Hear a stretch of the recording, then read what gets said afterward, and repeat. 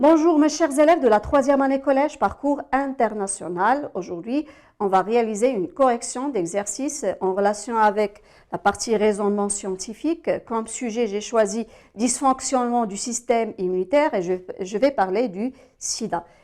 Donc j'ai choisi un exercice type examen régional. Donc on commence une bonne lecture toujours.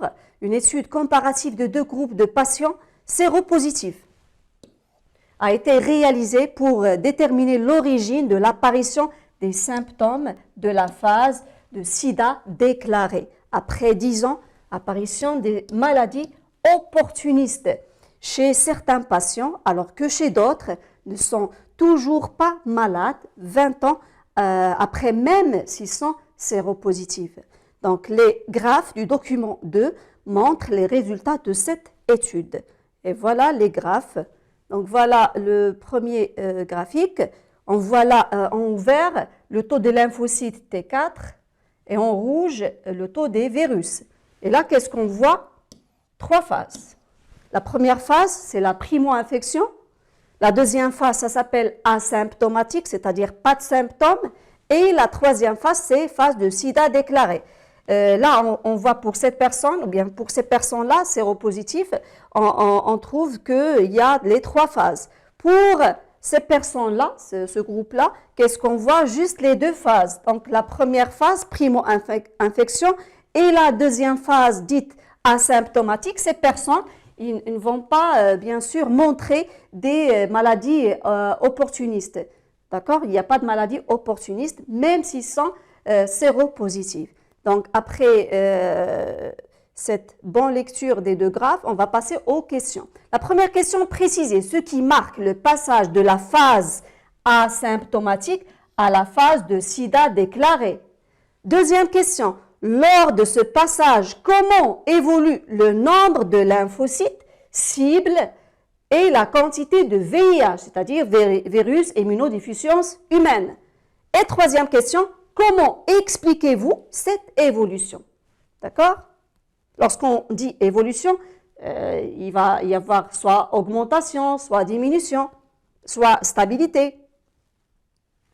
Quatrième question, proposez une hypothèse concernant la relation entre les lymphocytes cibles du VIH, c'est-à-dire les cellules hôtes, c'est-à-dire le VIH, quelle cellule a choisi pour parasiter, et l'apparition des maladies opportunistes. Cinquième question, cette hypothèse est-elle confirmée par les analyses réalisées chez ces personnes séropositives? Et on va commencer par la première question. Préciser ce qui marque le passage de la phase asymptomatique, voilà la phase asymptomatique, à la phase de sida déclarée, voilà la phase sida déclarée. Mais pour ces personnes-là, il n'y a pas. Même si on est dans la phase asymptomatique, c'est quoi asymptomatique?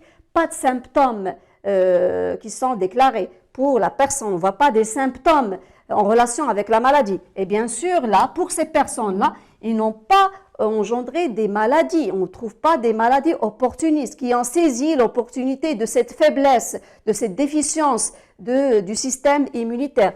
Mais par contre, là, qu'est-ce qu'on voit? On voit les 3 phases. La primo-infection, la phase asymptomatique et la phase du sida déclaré. SIDA, c'est-à-dire syndrome immunodéficience acquise chez l'homme. Voilà, donc voilà la réponse. Donc le passage de la phase asymptomatique, c'est-à-dire de cette phase à cette phase-là du sida déclaré, c'est-à-dire une déficience, une perte, une chute du système immunitaire et des réponses immunitaires spécifiques acquises chez la personne, il se manifeste par quoi? Bien sûr, il se manifeste par l'apparition des maladies opportunistes. Et voilà pour la réponse. Donc, le passage de la phase asymptomatique à la phase de sida déclaré est marqué. Donc, ce passage-là, de cette phase à cette phase-là, il est marqué par l'apparition des maladies opportunistes, telles que par exemple le sarcome de Kaposi, telles que par exemple la méningite, même le virus de la grippe, il peut tuer la personne lorsqu'on va passer à cette phase-là. Pourquoi? Parce que son système immunitaire, il est trop faible, il est affaibli.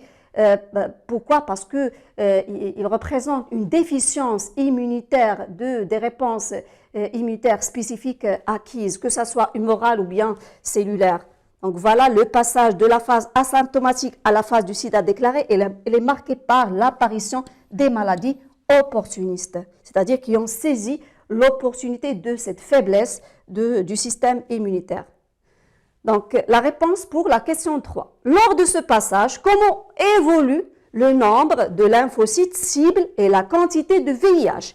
Voilà pour la courbe en vert, il représente le taux de lymphocytes T4 et en rouge, qu'est-ce qu'on voit? Le taux des virus, de ce VIH. Donc, virus, c'est-à-dire le VIH. Ce virus d'immunodéficience humaine. Donc, qu'est-ce qu'on voit? Lors de l'infection, et le mode d'infection, ils sont très diversifiés, mais il faut bien sûr savoir que le mode d'infection, c'est à travers le sang, à travers par exemple les voies sexuelles, à travers le sperme, même pendant la phase de la grossesse ou bien pendant l'allaitement, le VIH, il peut bien sûr infecter la personne. Donc voilà cette phase-là.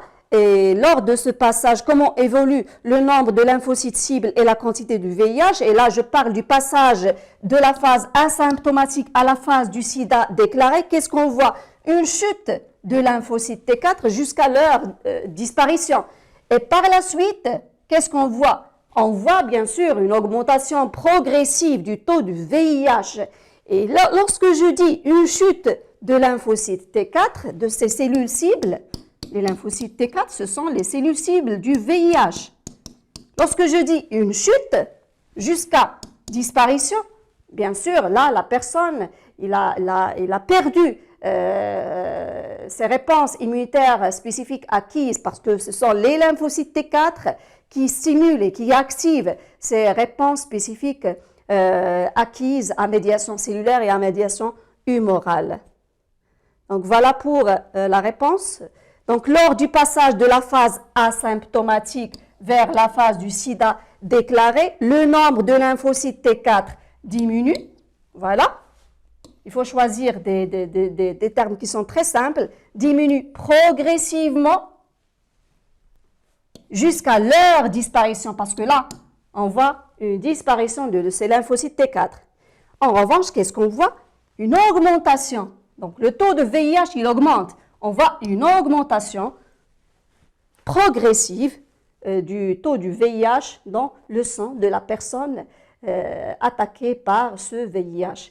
Et bien sûr, la personne, je dis, séropositive, c'est-à-dire lorsqu'il fait des analyses sanguines, qu'est-ce qu'ils vont trouver? Ils vont trouver des anticorps anti-VIH.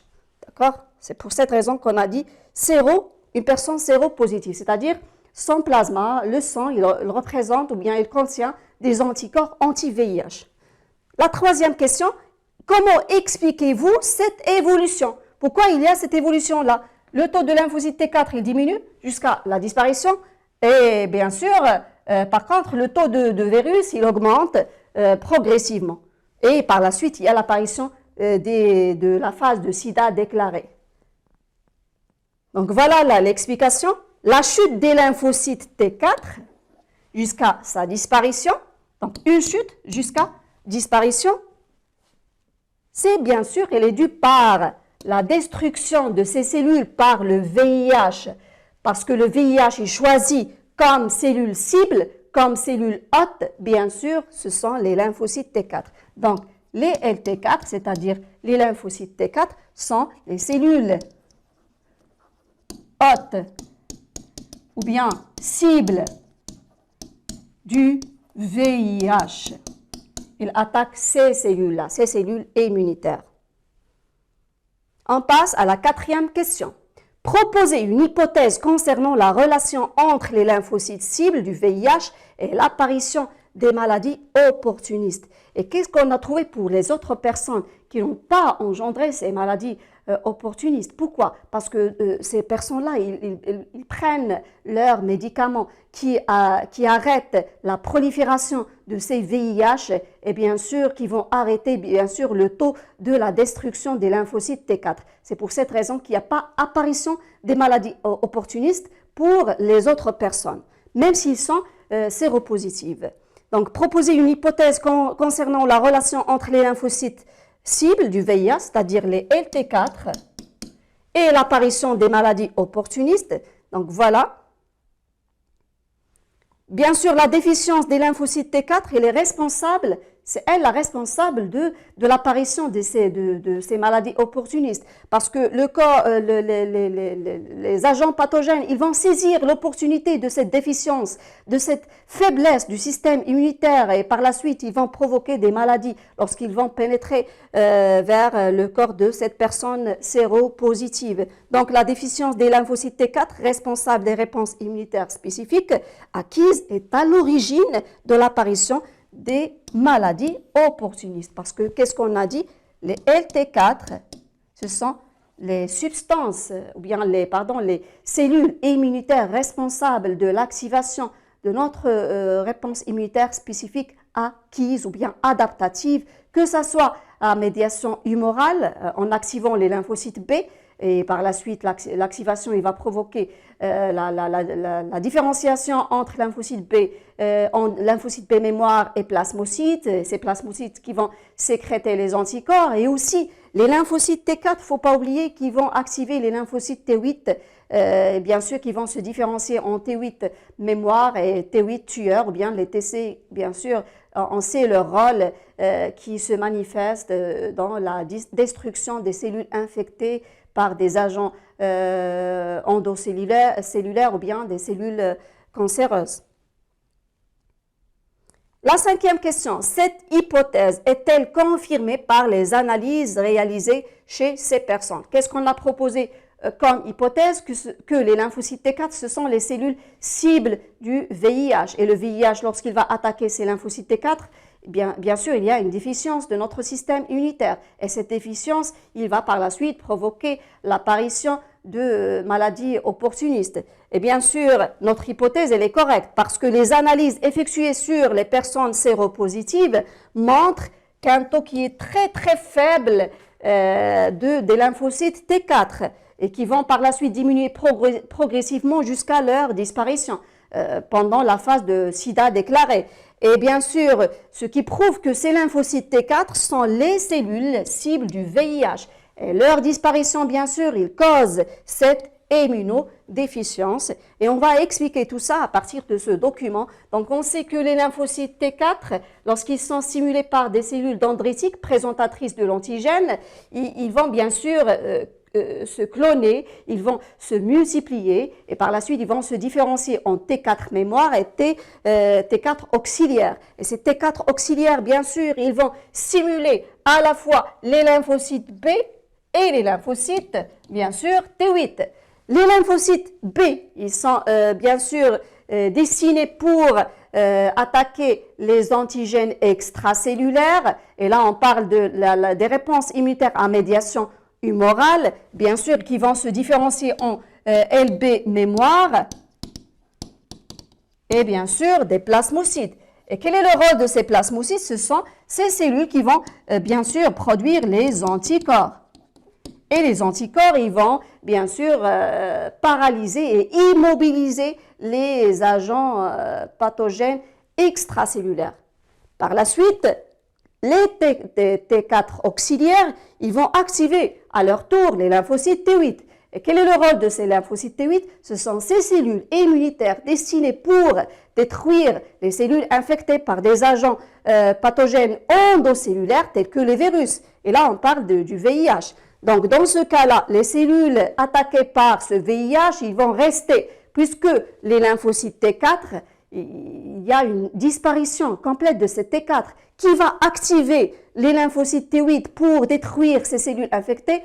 Il n'y a aucune cellule qui va activer ces cellules immunitaires. Et par la suite, quel est le rôle de ces lymphocytes T8? Ce sont ces cellules qui vont bien sûr se différencier en TC cytotoxiques et ces cellules cytotoxiques qui vont bien sûr libérer des cytokines et ces cytokines qui vont libérer à leur tour des perforines qui vont bien sûr provoquer une lyse des cellules infectées par des agents endocellulaires. Donc voilà, c'est tout pour cette séance. À la prochaine. Merci.